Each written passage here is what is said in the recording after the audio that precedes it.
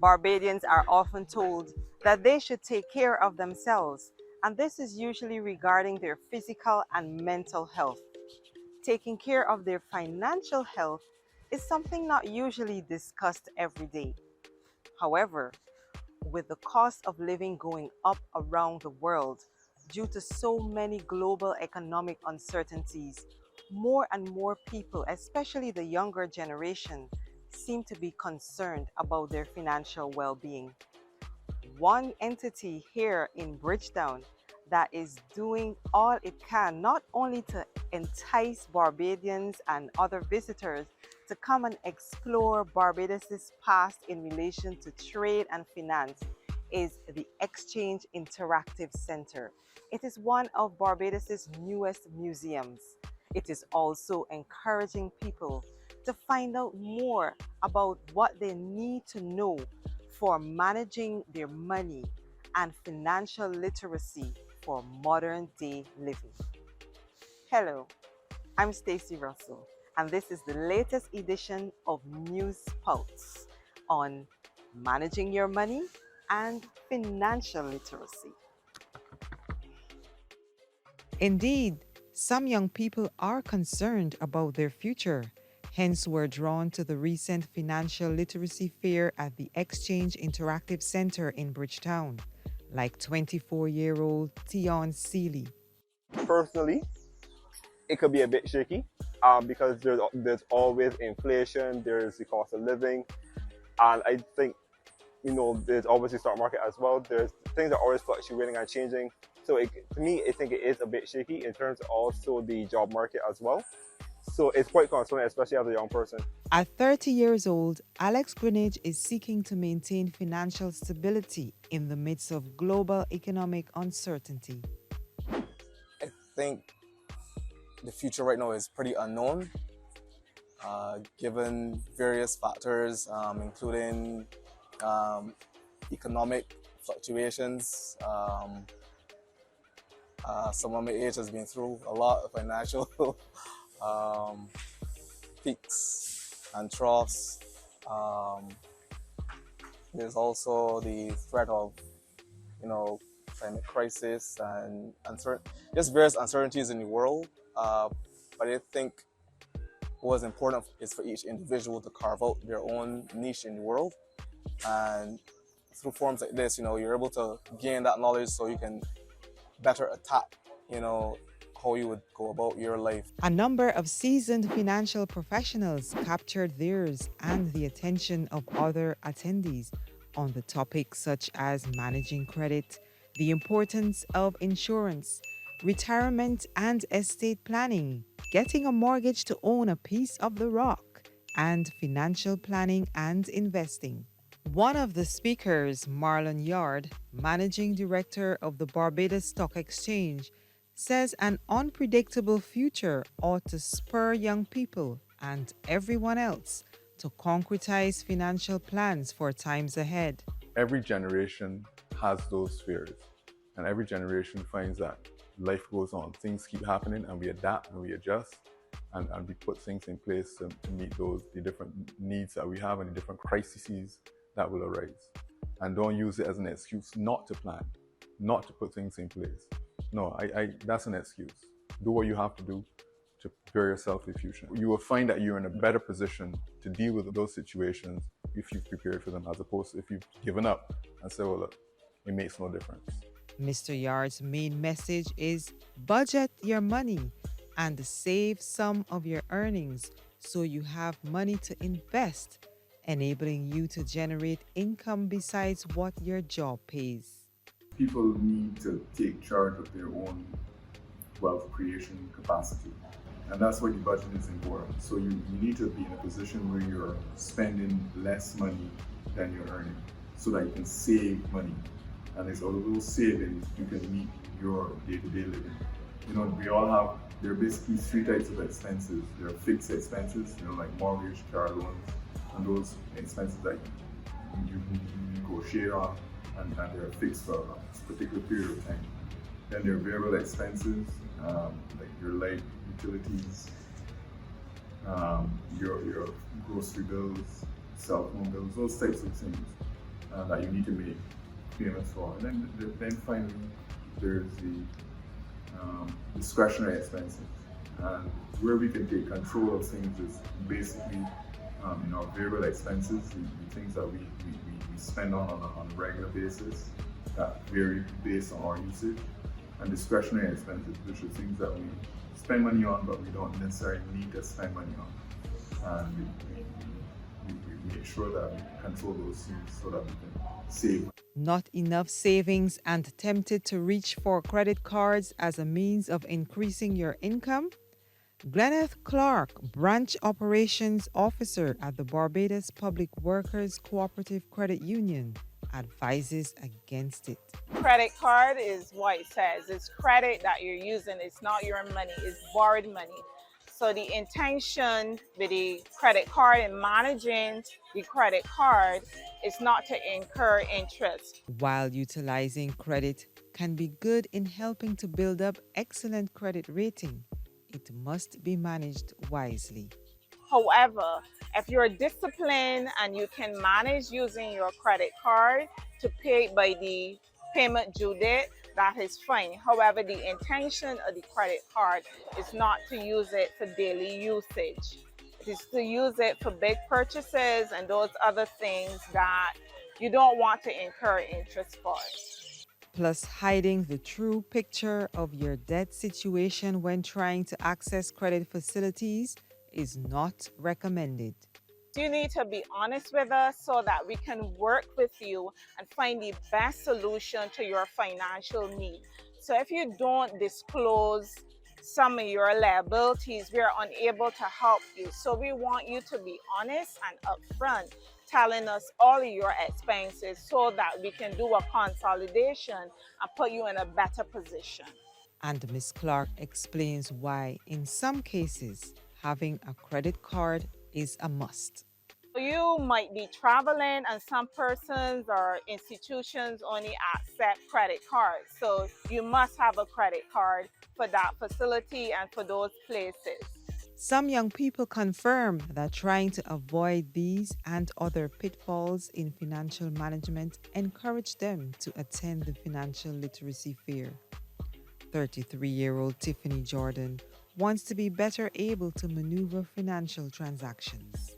It was all about improving financial literacy, which is something that I would like to do as a personal goal of mine. Okay, and why have you set this as a goal? Because I think it's important going forward and knowing how to communicate with the bank so that I understand what they're saying. Essentially, understanding what financial institutions are saying and being able to communicate with them effectively, being able to meet my financial goals, etc. I thought it was important to increase my financial literacy. Leah Howell, at 25 years old, is going after more knowledge because she understands the value of being in control of one's financial affairs. I think that financial literacy is very important because it is a skill that you're going to learn and use until you die. And even further into past your death, you can transfer it to your children, and you can transfer that wealth that you can accumulate with the knowledge that you have into your future. I think that it teaches you discipline that you can take into different parts of your life, and it teaches you that you can have flexibility throughout your life with anything that you want to achieve, and that, you know, anything is possible. Alex notes that this kind of information is not a part of the general school's curriculum. It's not often that young persons like myself are able to get into local seminars like this that have knowledge based on budgeting and mortgaging and different financial aspects, because it's not necessarily taught actively in our education system. It's good to have these things outside where you can just come in, ask a few questions to persons who have a knowledge base, and also interact with them and find out more information about, you know, your financial future. Tion is confronting any doubts about his future head-on. I came here just to get a little more exposure in terms of different terminology in the finance when it comes to investing, budgets, and basically just financial planning. I think it's important, especially for those as young persons, as we step into the world, whether it be of work or just basically planning our life. I think it's important in terms of planning our future, especially when we think about retirement. We also have to plan the future and how we plan to basically have a source of income and how to basically survive through whether it be cost of living and everyday life. On retirement planning, Paul Gittins, an advisor with Sagicor, believes preparing for retirement must start from the first day of work. Do you think enough Barbadians are planning ahead? Probably not, because I do get some people, or the majority of people I would say, not all, but a lot of people, when they come and ask a question about retirement, it's at a stage where it's more difficult for them to reach the goal that they want. So, you get people in their late 40s or 50s that are now asking about retirement planning. Now, is it impossible? No, but your avenues have reduced in terms of what makes sense. And sometimes you probably got to take on a little more risk to get to a particular point. Ideally, when should people start planning for retirement? I would say as soon as they start working. Really? Yeah. It sounds counterintuitive because when you're young, in your 20s and stuff, that's the last thing on your mind. You say, oh, that's so far away, it could start whenever. Yeah, but it's easier, and I use this analogy, it's easier if you're riding a bicycle to ride an easy slope than it is to ride a steep slope. So when you start early, you might even ride a flat road. Well, no, that's not true. You ride a nice gradient hill.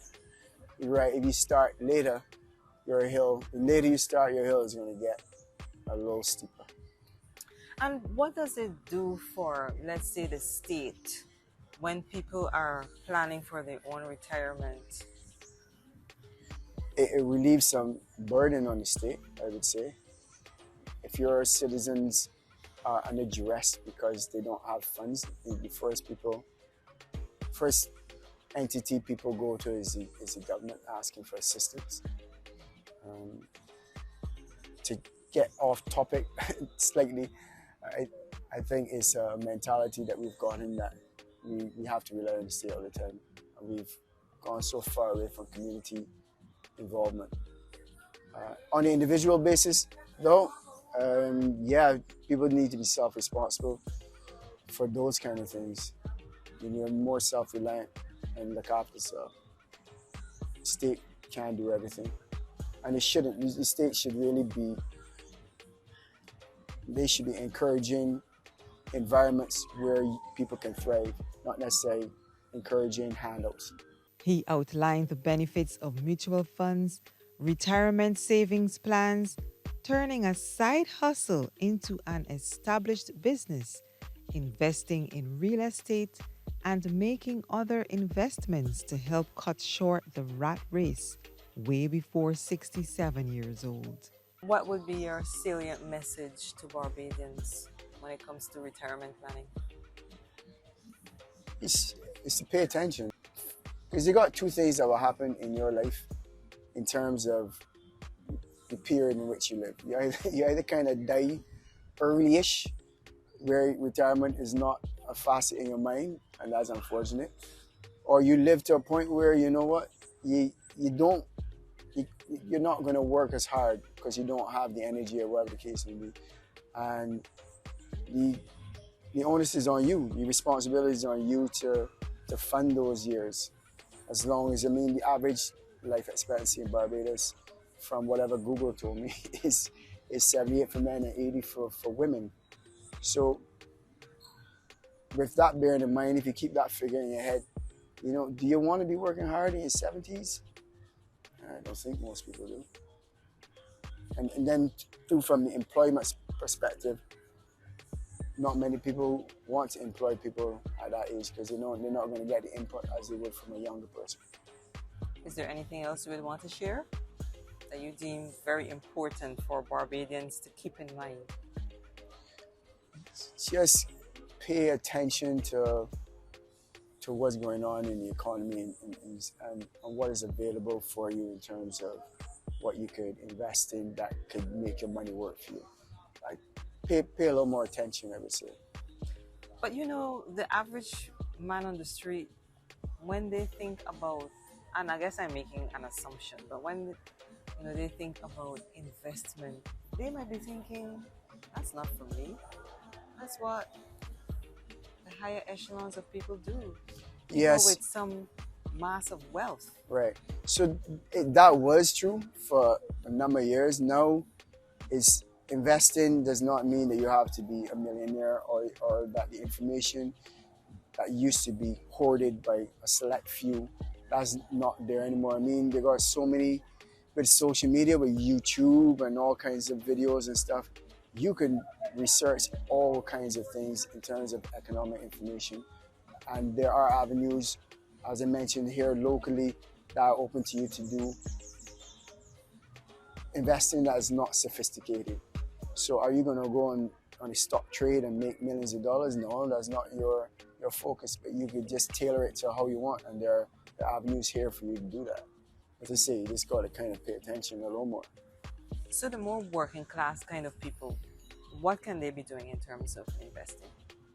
What the avenues are open to them. If they're talking about investing, I would say mutual funds is probably the simplest thing to do.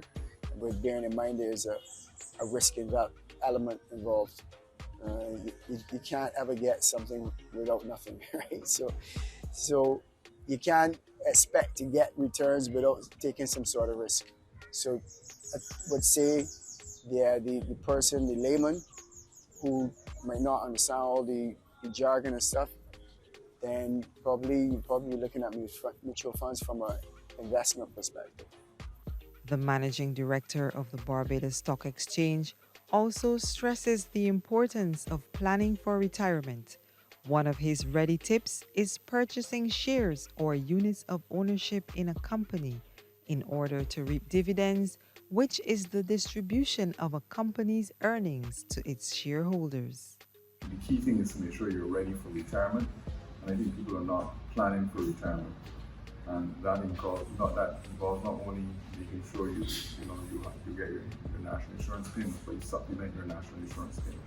So people need to make sure that they have the funds available to them when they retire to continue living a comfortable life. And that only comes from planning from early, making sure that you have a budget, that you save funds and you invest those funds so that you can have a nest egg to rely on when you retire. The venue in Bridgetown that hosted the recent Financial Literacy Fair is one of Barbados's newest museums, the Exchange Museum, opening its doors in 2018 with captivating exhibits focused on the progression of business and trade in the city from colonial times, the history of the Central Bank of Barbados, and currencies from around the world, among others. One of the standout displays, the imposing caricature figure of Rachel Pringle, the island's first black female business owner dating back to the 1700s, is surely a conversation starter on the hotelier business and wealth distribution between blacks and whites. This is our 18th century classroom replica, and this stems from the fact that this building would have started in about 1733, the construction of the building, to be the very first location of the Harrison College. At the time it was called Harrison's Free School, and it was for about 24 boys at the time. And it was originated by Thomas Harrison. He was the founder, and he basically built the school because he thought that it was something that he didn't get the chance to benefit from, so he wanted others to benefit from something that he would have wanted for himself. For attendee Mark Ford, a professional well-versed in financial matters, it was the Exchange Museum on Spry Street that particularly piqued his interest. I was really pleasantly surprised at what is being offered, what is here at the exchange. I also didn't even know, to be very honest with you, about the connection between the exchange and the central bank. So during the tour, it was so very interesting. The different currencies that they talked about, plus the history of Barbados. Um, it's not just about money, currency, but there was about Rachel Pringle and the old Barbados, the sugar cane, um, business history, and all done in an extremely really nice visual fashion. Besides being awestruck with the Exchange Museum, sitting in the building now owned by the Central Bank of Barbados, which was the first site of the prestigious Harrison College, he believes people must stop allowing money to manage them. Start saving. Just start saving. No matter what, you have to aim for that 10% of what you earn as a first goal. Set it aside. If you have deny yourself something, a night out, a dinner out, a fast food, visit out, do that. Start. And as Marlon said, if you success breeds success. When you realize, hang on, I have a little something growing here, right? Then that will spur you on to do something more. That is what the average person needs to do. And then it becomes habitual. Lishay Drayton, Marketing and Events Officer with the Barbados Museum and Historical Society that manages the Exchange Museum, says they have a vital role in educating the public. In today's economic environment, persons are finding it challenging to stay afloat. Sometimes it may just be that they don't have the knowledge or the know-how. So we thought that it would be important to give persons the tools that they may need, that they can manage their money wisely. So if you know how to manage your money, you'll be able to maybe save a little where you couldn't have done it before. So you may have learned to save a little, how to cut back on your credit a bit. So we think that financial literacy is quite important. We think that is important for us because we have the currency exhibit here. So we want to teach persons about currency, but we also want to teach them about managing their money. So there's a connection for us. We want to actually connect heritage to everyday practical living. For practical living, a popular topic was how to go about buying a house in Barbados. As we say, owning a piece of the rock. Rosie McCartney and Emma Hudson, real estate agents with Terra Caribbean, went through a whistle-stop tour on property search, legal advice, mortgage jargon, costs beyond an initial deposit, the most expensive parts of house building, being the foundation and the roof, getting a mortgage with the best interest rate, and so on. This really met the expectations of participants. I think that the most informative one for me was the one on how to get a house and buy land in Barbados and of what the financial commitment that is. The session on mortgages, like going about a mortgage, and they basically discussed all the language that you would need to know, all of the fees involved, what you would need to do prior to going to get a mortgage. It was extremely informative. I took notes, and it's something that I'm hoping to, a goal that I'm hoping to achieve in the near future. So I benefited from that the most. What I did find interesting about it as well was mortgaging, because that is a big decision that one has to take as well. So those decisions like that, it does help you it does pave the way for you in terms of planning your future.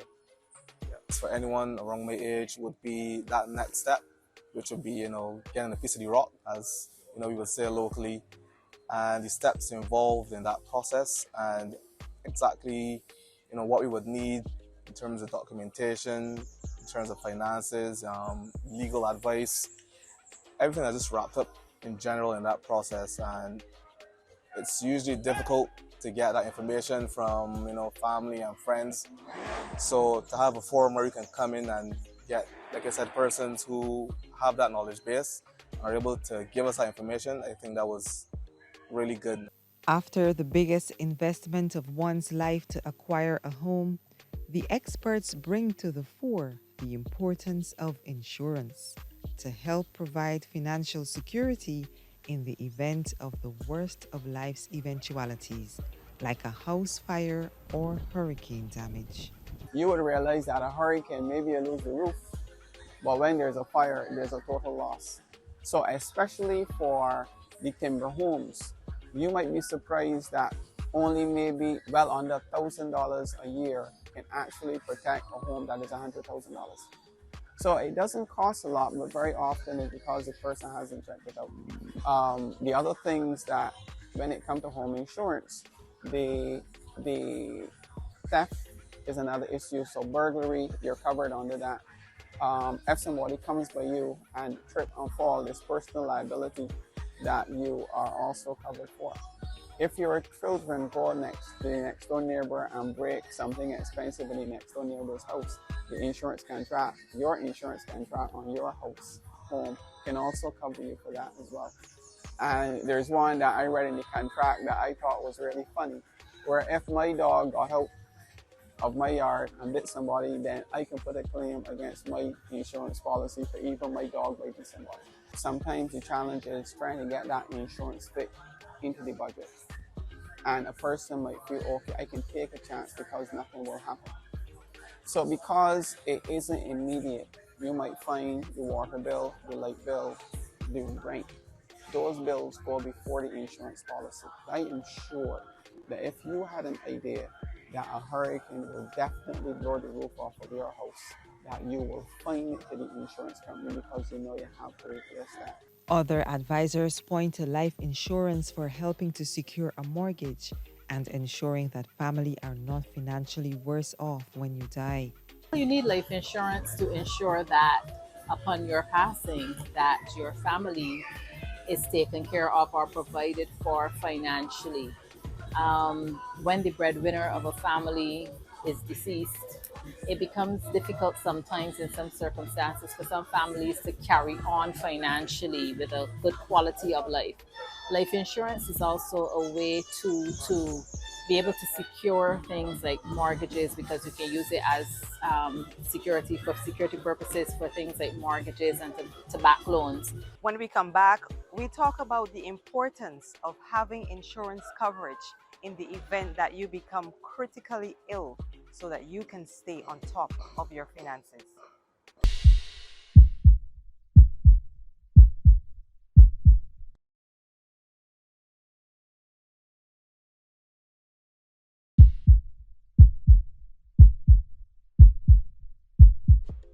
Critical illness insurance coverage can ensure you are not left out of pocket if ever you were diagnosed with severe sickness, including cancer, stroke, heart disease, many of the non-communicable diseases that Barbadians are battling.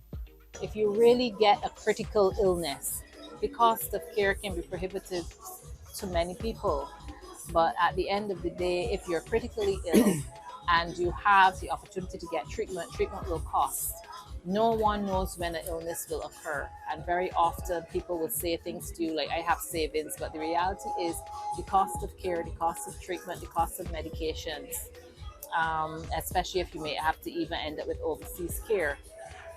Most people don't have that in savings. And even if you do, if you have to use all your savings because of your illness, then what happens in the event that you recover? And so what happens after, because now you don't have anything else to fall back on. Back inside the museum, it is not only Barbadians discovering the exhibits.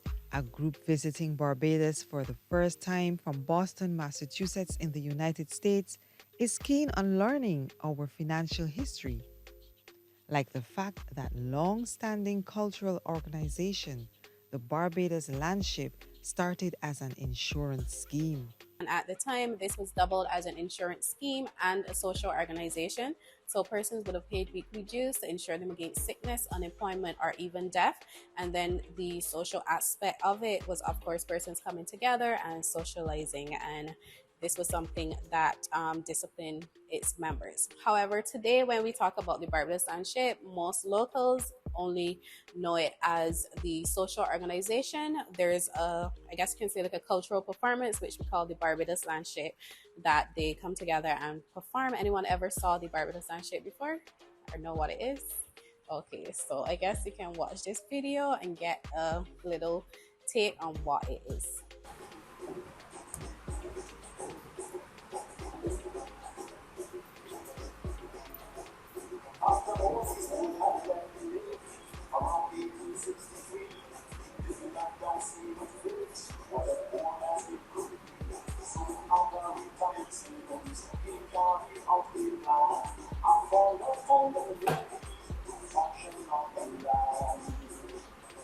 And you can make your own coins, but you cannot spend them.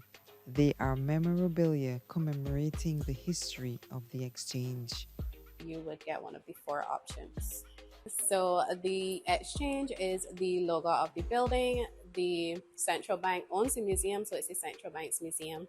Carson College is the school that would have first started in the building, and then the Masonic Lodge would have continued in the building after they would have purchased it from the school.